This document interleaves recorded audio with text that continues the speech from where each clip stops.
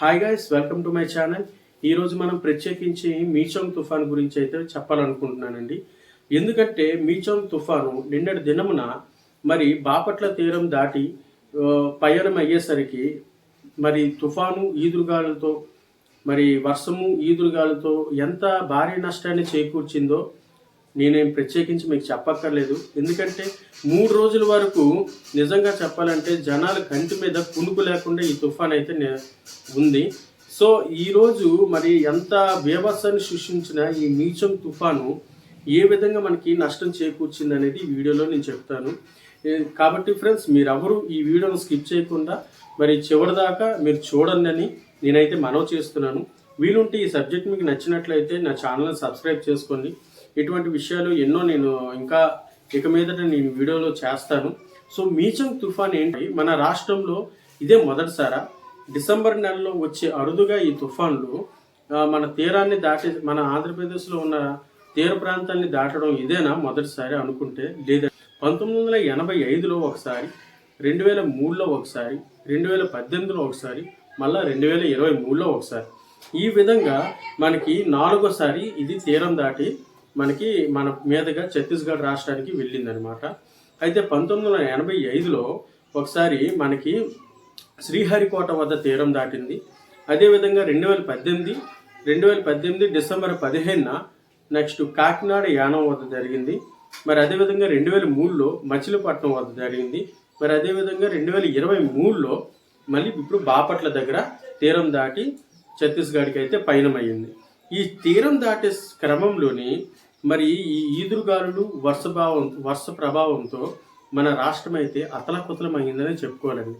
ఎందుకంటే డిసెంబర్ వచ్చేసరికి మనకి డిసెంబర్ నెల నుంచే మనకి పెద్ద పండుగలు అనేవి స్టార్ట్ అవుతాయి.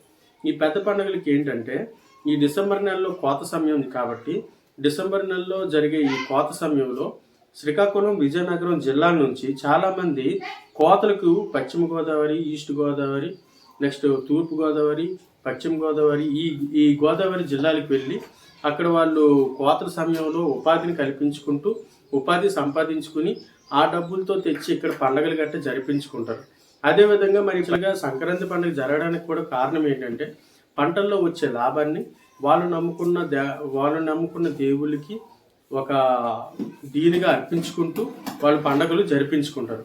కానీ ఈసారి ఏంటంటే జరిగింది, ఈ మీచోంగ్ తుఫాను వల్ల ఇటు ఉపాధికి వెళ్ళే వారు ఉపాధిని కోల్పోయారు, ఇటువైపు పంటల్లో వచ్చిన రాబడిని రైతులు కోల్పోయారు. రైతన్నలకు తీవ్ర నష్టం అయితే జరిగిందని మనం చెప్పుకోవాలి. ఎందుకంటే వర్ష ప్రభావంతో వరి ఇవన్నీ నీట మునిగిపోయాయి అన్నమాట. వరి, పత్తి, మరి మొక్కజొన్న, మరి గాలులకు మరి కంది, నెక్స్ట్ మునగ ఇవన్నీ అనేది ఆల్మోస్ట్ కొట్టుకెళ్ళిపోయాయి. సో మనకి ఆంధ్రప్రదేశ్లోని ఈ తుఫాను వల్ల అయితే రైతన్నకు బాగా నష్టం వచ్చిందని మనమైతే 100% మనం చెప్పుకోవచ్చు. ఎందుకంటే ఈ వర్ష ప్రభావం అనమాట దాదాపు 3 రోజులు జనాలకి కంటి మీద కునుకు లేకుండా చేసిందండి. నిజంగా మాది విజయనగరం రాజమండలం అండి.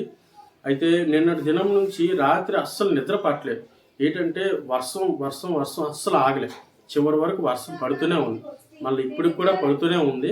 సో ఈ విధంగా మనకి చూసుకున్నట్లయితే తిరుపతి, నెల్లూరు జిల్లాలు, మొత్తం బాపట్ల జిల్లాలు అవన్నీ పూర్తిగా నీటిమట్టం అయిపోయిందండి. రోడ్ల మీద కూడాను ఒక పెద్ద నదిలాగా అయిపోయింది. అంటే నీరు మొత్తం వ్యాపించి అంటే అంత భారీ వర్షాలు అనమాట. సో మనకి అంత ప్రభావం లేకపోయినప్పటికీ మనకి నెల్లూరు, తిరుపతిలోని నెక్స్ట్ బాపట్లలోని తీవ్ర నష్టం జరిగింది. అంటే మొత్తం జలం కమ్మిస్తున్నట్టుగా అయిపోయింది అనమాట. మొత్తం రోడ్ల పైన నీళ్లు గట్ట ఉండిపోయి బాగా బీభత్సం అయితే సృష్టించింది. ఇటువంటి మీచోంగ్ తుఫాన్ వచ్చినప్పుడు మన ప్రభుత్వం ముందుగానే చర్యలు తీసుకుంటే చాలా బాగుండు. ఎంత చర్యలు తీసుకున్నప్పటికీ ప్రకృతి వైపరీత్యాన్ని మానవుడు ఆపగలిగేంత ఇంకా నైపుణ్యత ఎవరికి రాలేదు. సో ప్రకృతి వైపరీత్యాలు జరిగినప్పుడు దాన్ని మనం ఎదుర్కోవాల్సిందే తప్ప దాన్ని అయితే ఆపగలిగే శక్తి మనకి లేదనైతే మనం చెప్పుకోవచ్చు. అదేవిధంగా మరి ఈ మీచోంగ్ తుఫాను వల్ల నష్టపోయిన వారందరికీ సంతాపాన్ని అయితే నేను తెలియజేసుకుంటున్నాను. ఎందుకంటే నాకైతే రైతన్న లేనిదే ఆంధ్రప్రదేశ్ లేదండి. నిజంగా వాళ్ళు ఉండడమే మనకి ఈ 5,000 అనేది నోట్లోకి వెళ్తున్నాయి. సో వాళ్ళు నష్టపోవడం అంటే నేను కూడా నష్టపోయినట్టే. సో వారి గురించి అయితే నేను సంతాపం తెలియజేస్తున్నాను. మీకు త్వరితగతిన మరి ప్రభుత్వం నుంచి సాయం అందాలని నేను మనస్ఫూర్తిగా దేవుని ప్రార్థిస్తున్నాను. ఓకే, కాంపిటేటివ్ ప్రిపేర్ అవుతున్న ప్రతి అభ్యర్థికి అయితే ఈ మీచంగ్ తుఫాన్ నుంచి మనకు ఖచ్చితంగా ఒక మార్క్ని అయితే ఎక్స్పెక్ట్ చేయొచ్చు. మన గతంలో ఈ మీచంగ్కి డిసెంబర్ నెలలో తుఫాన్లు చాలా అరుదు మనకు రావడం, కానీ మనకి ఇది 4సారి అనమాట. 1900 ముందు చెప్పినట్టుగా 1985లో శ్రీహరికోట వద్ద, 2003లో మరి మచిలీపట్నం వద్ద, 2018 డిసెంబర్ 15న మరి కాకినాడ యానం వద్ద, 2023న మరి బాపట్ల వద్ద అయితే మనకి తీరం దాటింది. దానివల్ల మనకి చాలా విపత్తు అయితే జరిగింది. విపత్తు నిర్వహణ అనే సబ్జెక్ట్లోని మనకి ఖచ్చితంగా ఈ విపత్తు మీద అంటే డిసెంబర్లో జరిగింది కాబట్టి మనకి కానిస్టేబుల్ మెయిన్స్ ఎగ్జామ్స్లో కరెంట్ అఫైర్ కింద మనకి ఇది ఉండే అవకాశం ఉంది. ఈ మీచంగ్ తుఫాన్కి ఎవరు పేరు పెడతారు అనేది కూడా అడిగే అవకాశం ఉంది. ఈ పేరు పెట్టే ఒక దాన్ని ఎవరు నిర్వహిస్తారంటే ఇండియా వాళ్ళే నిర్వహిస్తారండి. IMD అంటే ఇండియన్ మెటలాజికల్ డిపార్ట్మెంట్ వాళ్ళైతే చూస్తారు. సో ఇంకా కావాలంటే మీరు నెట్లో మీరు మీచంగ్ తుఫాన్ గురించి కొట్టినట్లయితే పూర్తిగా వివరణ వస్తుంది.